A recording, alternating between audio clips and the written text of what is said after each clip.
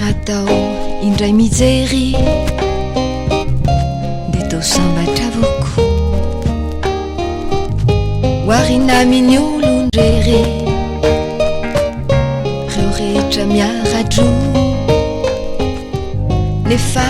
no ninjaizana ny tsy hitambadikany de akory ny agagana fa mba misy tsiny ihany ani kaleko aloha irery any irery fona tsy misy mpijery irery any irery fona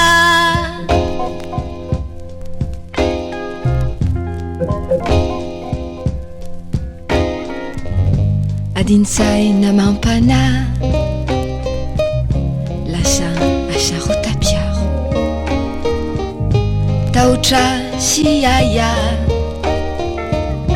ary no firatsy maro izany no indray mitambatra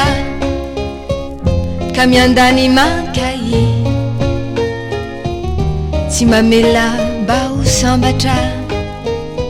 ireo izay mifankaty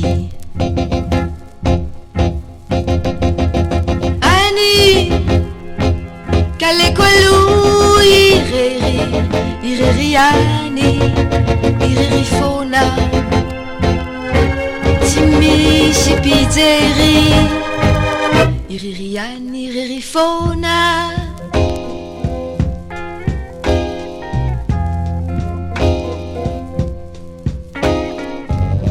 ratao lalany tany zany hoe tsy maintsy ity de alekoleko ihany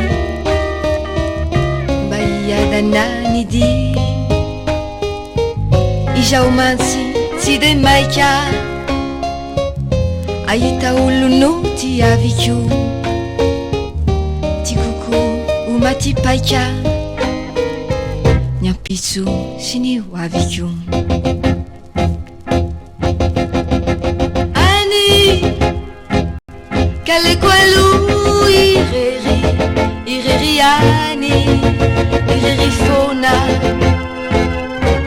tsy misy mpijery irery any irery fona irery any irery fona